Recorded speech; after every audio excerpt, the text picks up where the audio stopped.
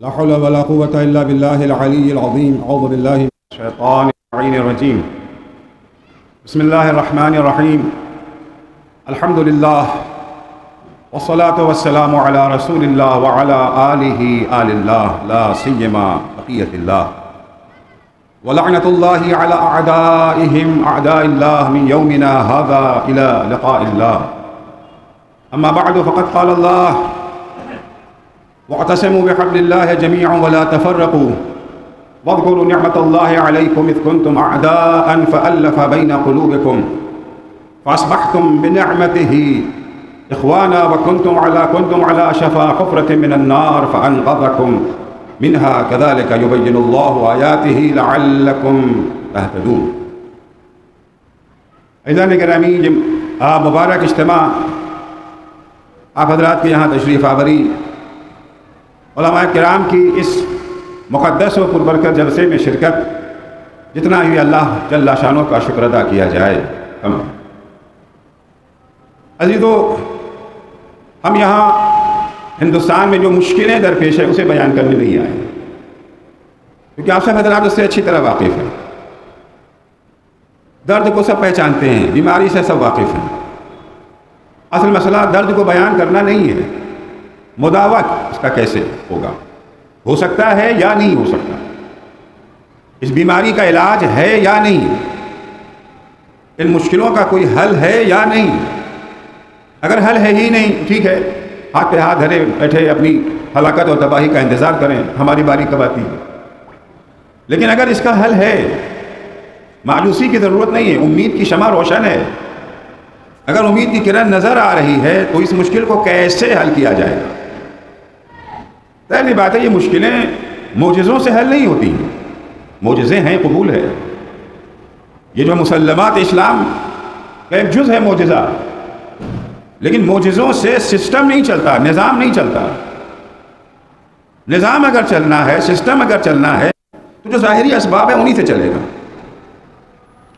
ہم سب یہ مانتے ہیں کہ جیسے آج ہمارے حالات ہیں، اس سے کہیں بدتر حالات اس وقت تھے جب نبی اعظم حضرت محمد مصطفیٰ صلی اللہ علیہ وآلہ وسلم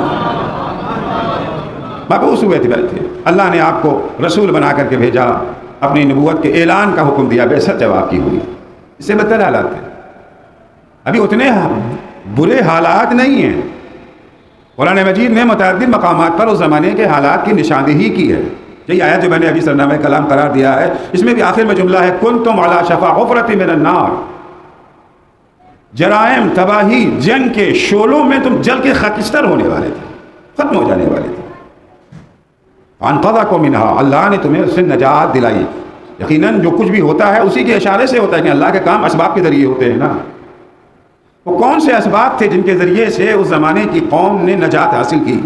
وہ بھی بڑے مختصر عرصے میں. پیغمبر اسلام اور دیگر انبیاء کے درمیان ایک اہم امتیاز یہی ہے کہ جتنی کامیابی جتنے مختصر عرصے میں حضرت کو ملی، کسی نبی کو نہیں ملی. تو آپ کی نبوت کا زمانہ بڑا محدود ہے نا. جناب نوح کی طرح 950 سال نبوت نہیں کی ہے. حضرت کی نبوت کا عرصہ کل 23 برس ہے. 13 برس وہ مکے کے اور 10 برس مدینے کے، کل 23 برس سے زیادہ نہیں ہے. لیکن 23 برس میں جو تبدیلیاں آئیں، دوست دشمن سب اس کے معترف ہیں، سب مقر ہیں. جو عظیم تبدیلیاں ظاہر ہوئیں حضرت کے زمانے میں، وہ اسباب کیا تھے؟ جن اسباب کی بنا پر اس زمانے میں انسانوں کو مصیبت سے نجات ملی. طرح طرح کی یہ جو ہے مصیبتوں کا شکار تھا وہ سماج. جہالت کی مصیبت، جنگ و خوریزی کی یہ جو ہے مصیبت، محکومیت کی مصیبت، غربت و افلاس کی مصیبت، حقارت و ذلت کی مصیبت. کون کون سی مصیبت کا ذکر کیا جائے؟ ان سارے مصائب میں گھری ہوئی قوم کو نجات کیسے ملی؟ جو طریقہ اس وقت اپنایا گیا، جو طریقہ اس وقت مؤثر ثابت ہوا، وہی طریقہ آج بھی مؤثر ثابت ہوگا، کیونکہ اللہ کا قانون بدلتا نہیں ہے. لن تجد لسنت اللہ تبدیلا یا لن تجد لسنت اللہ تحویلا. سنت خدا بدلتی نہیں ہے. جو ذریعہ وہاں کامیاب ہوا وہی ذریعہ یہاں بھی کامیاب ہوگا. اگر سیرت رسول اکرم اور سیرت اہل بیت اطہار علیہ السلام کو بیان کرنے کا اتنا اصرار ہے، اتنی تاکید کی گئی ہے کہ اپنے مجلسوں میں ان کا تذکرہ کرتے رہو، کاہے کے لیے؟ اس کا ایک اہم مقصد یہی ہے کہ اس سے ہم سبق سیکھیں. جس طریقے سے انہوں نے کامیابی حاصل کی، ہم بھی اسی راستے پہ چل کے وہی کامیابی حاصل کر سکتے ہیں. ہم جب حضرت کی سیرت طیبہ کو دیکھتے ہیں، بہت سارے فیکٹرز ہیں، بہت سارے عوامل ہیں. وہ طریقے جو پیغمبر نے اپنائے تھے، اختیار کیے تھے، میں چند ایک کو بطور فہرست آپ کی خدمت میں بیان کروں کہ بقیہ علماء کرام بھی ہیں. زیادہ وقت آپ لوگوں کا لینا مقصود بھی نہیں ہے، اختصار کے ساتھ چند باتیں عرض کر دینا چاہوں گا. اس کو ہم لوگ بھی دھیان میں رکھیں. سب سے پہلا کام جو پیغمبر نے کیا، سب سے پہلا کام جو حضور اکرم نے انجام دیا وہ یہ تھا کہ اعتقادی بنیادوں کو مضبوط بنایا. اگر اعتقادی بنیادیں مضبوط نہیں ہیں، مشکلات کو حل کرنے کے لیے آپ جو بھی کر لیں مشکل حل نہیں ہونے والی ہے، اضافہ ہوتا جائے گا. ایسا نہیں ہے کہ فقط ہندوستان کے عوام جو ہیں مشکلوں میں گھرے ہوئے، دنیا میں آپ جہاں کہیں دیکھ لیں گے، حتیٰ وہ ترقی یافتہ ممالک جو ہمارے قبلہ اعمال بنے ہوئے ہیں، البتہ ہر جگہ کی تباہی، ہر جگہ کی مشکل اپنے لحاظ سے ہے. ہماری مشکل الگ ہے، ان کی مشکل الگ ہے. چین و سکون اگر یہاں نہیں ہے تو چین و سکون وہاں بھی نہیں ہے. جتنی خودکشی لوگ وہاں کر رہے ہیں اتنی خودکشی یہاں نہیں ہوتی. الگ الگ مصیبتیں ہوتی ہیں نا. ایک انسان کی مشکل یہ ہے کہ اس کو کھانے کو روٹی میسر نہیں ہے، یہ اس کی مشکل ہے. دوسرے انسان کی مشکل یہ ہے کہ روٹی تو فراہم ہے، کھانے کے لیے صحت نہیں ہے. طرح طرح کا دسترخوان سجا ہوا ہے، ڈاکٹر نے کہا کہ آپ کی قسمت میں ابلی ہوئی سبزی کے علاوہ کچھ نہیں ہے. ایک کی مصیبت یہ ہے کہ سونے کے لیے بستر نہیں ہے، سر پہ چھت نہیں ہے. دوسرے کی مصیبت یہ ہے کہ محل تو موجود ہے، بہترین بستر موجود ہے، ایئر کنڈیشن کمرہ ہے، آنکھوں میں نیند نہیں ہے. تو مشکلیں جس چیز سے حل ہوتی ہیں وہ کیا چیز ہے؟ پہلی چیز جو پیغمبر نے کیا، جملہ تو سے مشہور ہے نا کہ پیغمبر نے آتے ہی پہلا نعرہ کیا دیا تھا؟ قولوا لا الہ الا اللہ تفلحون. سب سے پہلے بنیاد توحید کو مضبوط بنایا پیغمبر نے اصلاح کا عمل جو شروع کیا. پیغمبر کاہے کے لیے آئے تھے؟ سماج کی مشکلوں کو حل کرنے ہی آئے تھے نا. کل میں نے ایک تقریر میں عرض کیا تھا کہ پیغمبر کی جو ذمہ داریاں تھیں، فرائض پیغمبر میں کیا کیا ہے؟ یامرهم بالمعروف وینہاہم عن المنکر، اچھائیوں کی دعوت دیتے ہیں، پیغمبر برائیوں سے روکتے ہیں. ویحل لهم الطیبات ویحرم علیہم الخبائث، پاک و پاکیزہ چیزوں کو پیغمبر حلال قرار دیتے ہیں، اور خبائث یعنی وہ ساری چیزیں جو انسان کی ترقی کی راہ میں رکاوٹ بن سکتی ہیں ان کو حرام قرار دیتے ہیں. اور کیا کرتے ہیں؟ وَيَضَعُ عَنْهُمْ إِسْرَهُمْ وَالْأَغْلَالَ الَّتِي كَانَتْ عَلَيْهِمْ، وہ زنجیریں جو لوگوں کے قدموں میں پڑی ہوئی ہیں، غلامی کی زنجیریں، فقر و فاقے کی زنجیریں، جہالت کی زنجیریں، اختلاف و تفریقے کی زنجیریں، جنگ و خونریزی کی زنجیریں، ان زنجیروں سے آزاد کرانا ہے، پیغمبر کی ذمہ داریوں میں شامل ہے. اپنی ذمہ داریوں کو مد نظر رکھتے ہوئے پیغمبر نے پہلا نعرہ جو دیا، قولوا لا الہ الا اللہ تفلحوا، عقیدہ توحید کی اصلاح کریں، اسے مضبوط بنائیں. وہ عقیدہ توحید جو قرآن نے پیش کیا، وہ عقیدہ توحید جو پیغمبر نے پیش کیا، وہ عقیدہ توحید جسے امیر المومنین نے مسجد کوفہ میں پیش کیا، وہ عقیدہ توحید جسے حسین ابن علی نے میدان عرفہ میں پیش کیا، وہ عقیدہ توحید ہمارا آپ کا بنایا ہوا عقیدہ توحید نہیں. ان مستند ہستیوں سے جو عقیدہ توحید ہم تک آیا. قرآن مجید کی 2000 آیتوں کا تعلق عقیدہ توحید سے. 6000 کچھ 100 آیتوں کے درمیان میں، کچھ 100 میں اس لیے کہہ رہا ہوں کیونکہ آیتوں کے بارے میں تھوڑا اختلاف ہوتا ہے کہ 6232 ہے، 6666 ہے، کتنی ہے اس بحث سے میں نہیں جانا چاہتا. میں نے کہا 6000 کچھ 100، 6000 کچھ 100 آیتوں کے درمیان میں سے 2000 آیتوں کا تعلق توحید سے ہے. 1400 آیتوں کا تعلق قیامت سے. یہ دو چیزیں اگر حل ہو گئیں، قیامت کا عقیدہ صحیح اور پختہ ہو گیا. گنتی والا عقیدہ نہیں جو ہماری ماں نے سکھا دیا تھا بچپن میں، بیٹا اصول دین 5، پہلے توحید، 5ویں قیامت، وہ تو ہم سب کو یاد ہے. لیکن یقین بھی ہے توحید کے اوپر، یقین بھی ہے قیامت کے اوپر. پیغمبر اکرم صلی اللہ علیہ وآلہ وسلم کا ارشاد ہے، لو کنتم توقنون بخیر الآخرۃ وشرها کما ایقنتم علی خیر الدنیا وشرہ لآثرتم طلب الآخرہ. جیسا تمہیں دنیا کے نفع و نقصان پہ یقین ہے، اگر ویسا ہی یقین تمہیں آخرت کے نفع و نقصان پہ ہو جائے، لآثرتم طلب الآخرہ، جب کبھی دنیا اور آخرت میں ٹکراؤ ہوگا تم ہمیشہ آخرت کو مقدم رکھو. صبح میں نیند آ رہی ہے، اٹھنے کا جی نہیں چاہتا، جاب پہ جانے کا ٹائم ہو گیا ہے، جاب پہ جانے کا ٹائم ہو گیا، نیند ٹکرا رہی ہے جاب پہ جانے سے، کیا کریں گے؟ سوتے رہیں گے یا جاب پہ جائیں گے؟ کیسی جاب ہے؟ 50 لاکھ کا پیکیج ہے، 50 لاکھ کا پیکیج ہے، اور اگر آج نہ گئے تو جاب چلی ہے، کیونکہ آج کل یہ جو ہے پرائیویٹ جاب بڑی خطرناک ہوتی ہے۔ صاحب کہہ دیں گے کل سے نہ آنا، چھٹی ختم۔ آج بہت خوش تھے کہ نوکری بہت اچھی تھی، فائر کرتے ہوئے وہاں پہ دیر نہیں لگتی۔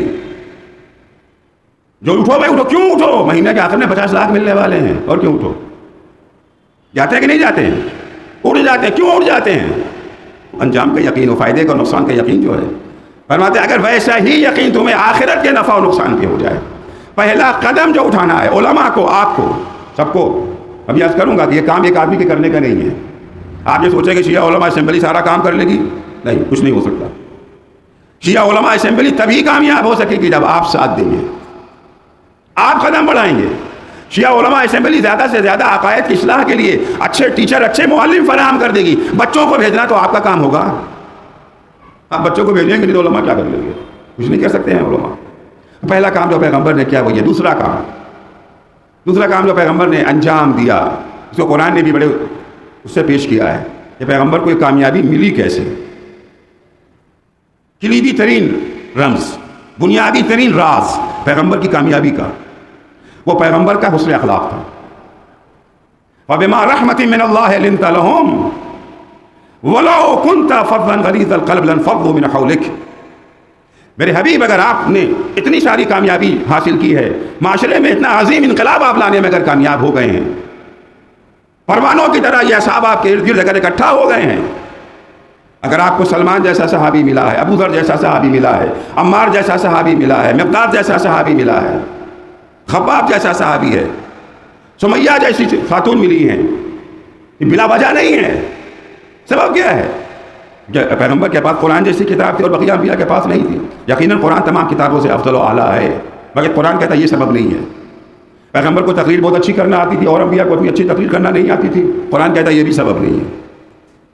پیغمبر کے ساتھ مولا علی جیسا شجاع اور بہادر تھا، بقیہ انبیاء کے پاس نہیں تھا، اس لیے قرآن کہتا ہے یہ بھی وجہ نہیں ہے۔ قرآن کی نگاہ میں ایک اہم ترین وجہ ہے، یہ ساری چیزیں مؤثر ہیں، اہم ترین وجہ جو ہے، اہم ترین اثر کیا ہے؟ فَبِمَا رَحْمَةٍ مِّنَ اللَّهِ لِنْتَ لَهُمْ وَلَوْ كُنْتَ فَظًّا غَلِيظَ الْقَلْبِ لَانفَضُّوا مِنْ حَوْلِكَ۔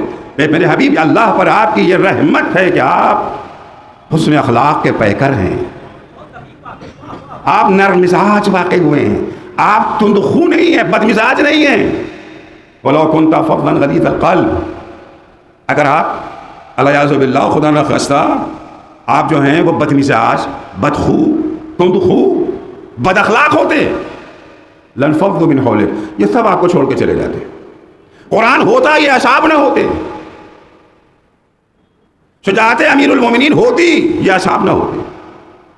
یہ بیان قرآن ہے، یہ ذاکری کا نقطہ نہیں ہے۔ کیا بعد میں ہم سے بحث کریں کہ نہیں آپ کے نقطے میں جان نہیں تھی؟ یہ نقطہ نہیں ہے ذاکری کا، حقیقت ہے، حقیقت قرآنی ہے۔ حسن اخلاق، اگر ہم چاہتے ہیں کہ سماج میں واقعہ تبدیلی آئے، علماء اپنا اخلاق سدھاریں۔ اور میں تو طالب علم ہوں، میں اپنے کو علماء میں شمار نہیں کرتا۔ علماء اپنا اخلاق سدھاریں، عوام اپنا اخلاق سدھاریں، آپ اپنا اخلاق سدھاریے۔ اخلاق صرف یہ نہیں کہ مسجد میں آئیں تو ٹھیک ٹھاک انسان بن کے آئیں، مسجد میں بھی ٹھیک ٹھاک ہو، گھر کے اندر بھی ہوں، آفس میں بھی ہوں، دکان پہ بھی ہوں، ہر جگہ۔ کیونکہ مکارم اخلاق اور محاسن اخلاق، فی الحال وقت نہیں کہ میں مکارم اخلاق اور محاسن اخلاق کے بحث میں جاؤں، اتنا کہہ دینا کافی ہے، اہم ترین چیز تھی۔ حتیٰ اگر دیگر اقوام کے درمیان محبت پیدا کرنی ہے اپنی، آپ نے سمجھے کہ اگر ہمارے معاشی حالات اچھے بن جائیں تو ساری قوم ہماری عاشق ہو جائے گی، بالکل نہیں ہونے والی۔ جی اگر ہمارے پاس اچھے اچھے کالج ہو جائیں، یونیورسٹیاں ہو جائیں تو ہم گر جائیں گے، مجھے تو کیا ہو جائے گا؟ حسد اور بڑھے گا، جلن اور بڑھے گی۔ جو چیز کشش پیدا کرتی، کھینچتی ہے اپنی طرف، وہ حسن اخلاق ہے، مکارم اخلاق ہیں۔ آپ سب نے امام حسن علیہ السلام کا یہ واقعہ بارہا سنا ہے نا، بارہا سنا ہے کہ وہ شام سے آیا ہوا تھا، وہاں کے یہ جو ہے پروپیگنڈوں سے جو ہے متاثر ہو کر کے زہریلے پروپیگنڈے اور اس فضا میں سانس لے کر کے آیا تھا، زہر بھر گیا تھا اس کے پورے بدن میں، کیونکہ جو معاویہ نے سازشیں کی تھی جس کے تحت عوام کو یہ جو ورغلایا گیا تھا اہل بیت کے خلاف۔ نہیں موقع ہے کہ میں معاویہ کی حرکتوں کو بیان کرتا ہے یہاں پر۔ لوگ اہل بیت کو دنیا کی بدترین مخلوق سمجھتے تھے، اتنا کینہ، اتنا بغض بھرا ہوا تھا۔ جب وہ شخص مدینہ آیا، اسے جیسے سامنا ہوا کہ یہی حسن ہے، باوجود کہ وہ جانتا ہے یہ شام نہیں، یہ مدینہ ہے، یہاں امام حسن کے چاہنے والے ہیں، ان کا خاندان ہے، یہاں پر اگر ہم ان کے خلاف کچھ بولیں گے تو ہماری خیر نہیں ہے، یہ اسے پتہ ہے، مگر غصہ اتنا بھرا ہوا ہے اس کے دل میں، نفرت اتنی بھری ہوئی ہے کہ انجام کی پرواہ کیے بغیر پھٹ پڑا، اور جو کچھ جو ہے مغلظات بک سکتا تھا اس نے بکا۔ امام چپ چاپ کھڑے سن رہے ہیں، اس کو تو توقع ہے نا ابھی تھپڑ پڑے گا، ابھی لات پڑے گی، ابھی گھوسا لگے گا، ابھی یہاں پر مسجد ہے، کسی بھی عالم کی کوئی توہین کر دے تو ہمارے عوام کیا کریں گے؟ کہاں عالم اور کہاں امام؟ آج بھی گئے گزرے دور میں بھی اتنا عالم کا احترام ہے کہ ہماری قوم برداشت نہیں کر پاتی، امام کے سلسلے میں کیسے کوئی برداشت کر لے گا؟ اس کو تو یہی توقع ہے، اور مجمع چاہ بھی رہا ہے امام روکے ہوئے، نہیں آرام سے جو کچھ کہنا تھا کہہ چکا، دل کی بڑاس نکل گئی۔ اب امام پوچھتے بھائی تو پردیسی لگتا ہے، مدینے کا نہیں ہے، کھانا کھایا؟ چلو کھانا کھلائیں تمہیں، کہاں ٹھہرے ہوئے ہو؟ قیام گاہ ہے کوئی؟ چلو ہمارے پاس ٹھہرنا، واپسی کے لیے زیادہ راہ ہے؟ وہ ہکا بکا یہ کیا؟ وہ تو کچھ اور سن کے آیا تھا نا، ان کے بارے میں کچھ اور سن کے آیا تھا۔ اب یہ جو مکارم اخلاق اور محاسن اخلاق امام کے دیکھے، امام کے قدموں پہ گر پڑا۔ آج تک میں آپ کا سب سے بڑا دشمن تھا، آج سے آپ کا سب سے بڑا دوست ہوں۔ یہ انقلاب کیسے آیا؟ کس چیز سے آیا؟ کوئی علمی گفتگو ہوئی تھی؟ علمی گفتگو ہوئی تھی؟ امام تو بولے بھی نہیں، سنتے رہے اس کی باتوں کو۔ یہ انقلاب، یہ تبدیلی کیسے آئی؟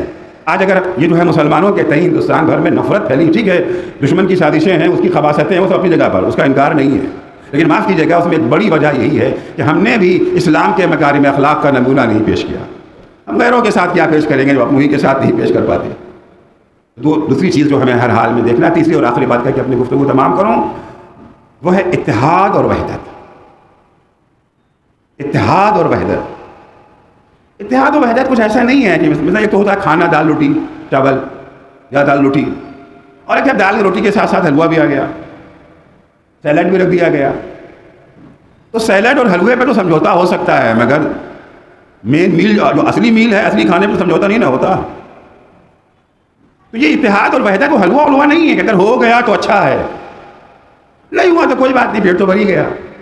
نہیں، یہ اصلی غذا ہے، مین میل ہے، یہ اصلی غذا ہے، اس میں سمجھوتے کی کوئی گنجائش نہیں ہے۔ آپ اگر قرآن مجید کی آیتوں کو ملاحظہ فرمائیں، اللہ اس اتحاد اور وحدت کو ذریعہ نجات قرار دے رہا ہے۔ وَاعْتَصِمُوا بِحَبْلِ اللَّهِ جَمِيعًا وَلَا تَفَرَّقُوا، سب کے سب اللہ کے رسی کو مضبوطی سے پکڑ لو، اختلاف اور تفرقے کا شکار نہ ہو۔ وَاذْكُرُوا نِعْمَةَ اللَّهِ عَلَيْكُمْ، اب اتحاد اور وحدت کی اہمیت کو سمجھا رہا ہے قرآن، اختلاف اور تفرقے کی لعنت اور اتحاد و وحدت کی اہمیت کتنی عظیم نعمت ہے۔ وَاذْكُرُوا نِعْمَةَ اللَّهِ عَلَيْكُمْ، یاد کرو تم اللہ کی نعمت کو۔ ایک زمانہ وہ تھا اِذْ كُنْتُمْ أَعْدَاءً، تم ایک دوسرے کے خون کے پیاسے تھے، تم ایک دوسرے کے دشمن تھے، بھائی بھائی کا دشمن تھا، رشتے بے معنی ہو کے رہ گئے تھے، چھوٹی چھوٹی باتوں کے اوپر سینکڑوں افراد قتل کر دیے جاتے تھے اسی قوم کو۔ فَأَلَّفَ بَيْنَ قُلُوبِكُمْ، اللہ کی نعمت کیا ہے؟ اللہ کا کرم ہے، اللہ کا لطف یہ ہے، اللہ نے تمہارے دلوں کو جوڑ دیا۔ فَأَصْبَحْتُمْ بِنِعْمَتِهِ إِخْوَانًا، اللہ کی نعمت تم پر یہ ہے کہ تم جو دشمن تھے اب ایک دوسرے کے بھائی بن گئے ہو۔ رشتے والے بھائی نہیں، رشتے والے بھائی نہیں، کام والے بھائی۔ بہت سے بھائی ہوتے ہیں مگر دشمن ہوتے ہیں۔ اس کے بعد قرآن کہتا ہے كُنْتُمْ عَلَىٰ شَفَا حُفْرَةٍ مِنْ النَّارِ، تم تباہی کے دہانے پہ تھے، تمہاری تباہی میں کچھ نہیں بچا تھا۔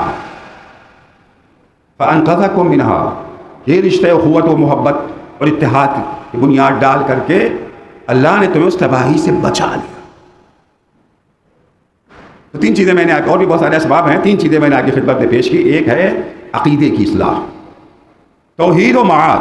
توحید جب ہم کہتے ہیں تو نبوت اور امامت اسی کے ذیل میں، توحید کے ذیل ہی میں نبوت اور امامت ہے۔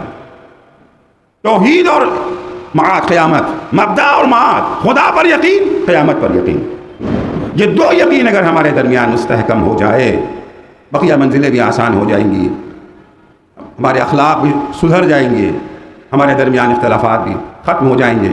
شیعہ علماء اسمبلی کی تشکیل کا اہم مقصد یہی ہے۔